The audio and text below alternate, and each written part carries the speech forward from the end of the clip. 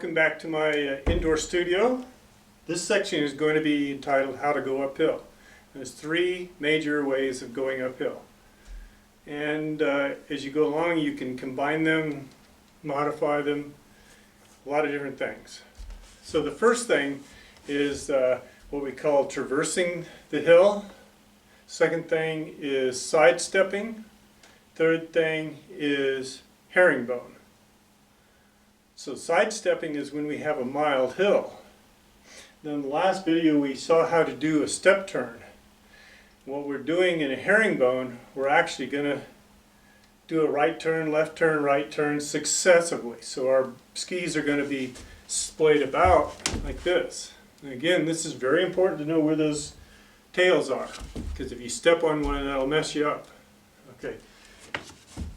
So let's talk about traversing. Traversing, let's assume that we have a hill over here. Now it's too steep for me to ski straight up it.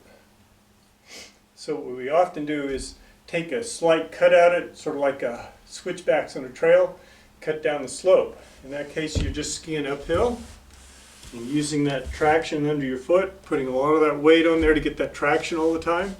And then you switch directions and go the other direction up that hill. Climb some more until you can't climb in an open slope, and then switch back. So the trickiest part about that is doing those turns.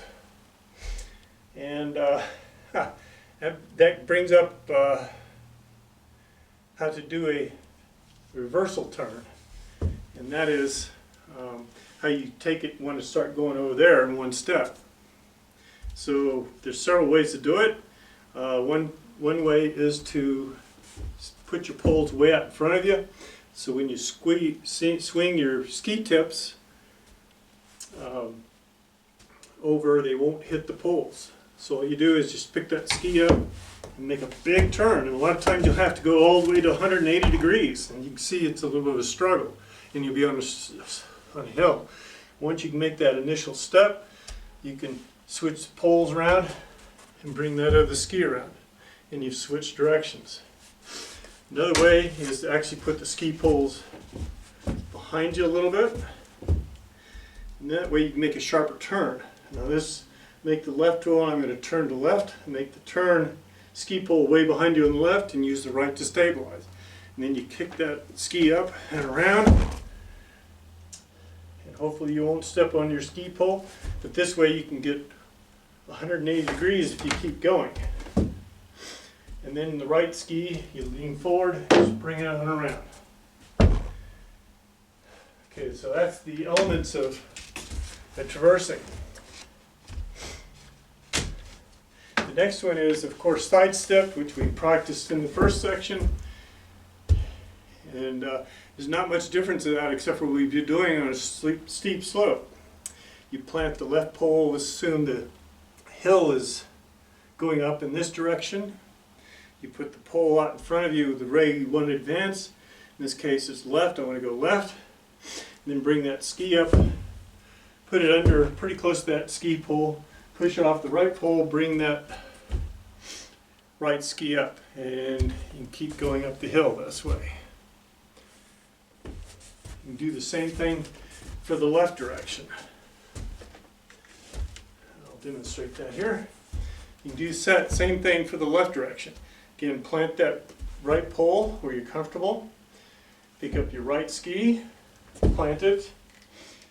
And you got to bring in your right ski, and then you bring your left ski rather, and then you bring your left pole over, and repeat that process as you go up the hill. Now this is the slowest way to advance up a hill, but it's almost the surest way.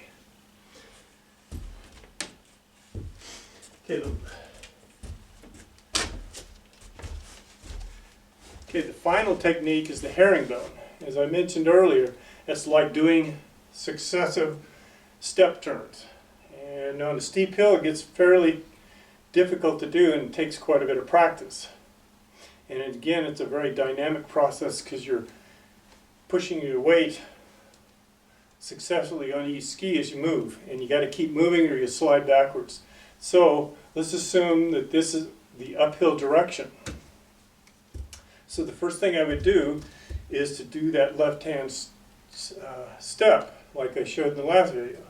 And then I'll immediately go to the right. I'll just demonstrate that real quick here. So I do the left, plant that pole, do a right, do the left, and you can see each point that each step that I take, I have to transfer all that weight with a lot of confidence. If you try and split your weight, you'll be sitting on your tips and tails of your skis and you'll start sliding. So you got to have a lot of confidence in what you do there, and you got to be bold about it.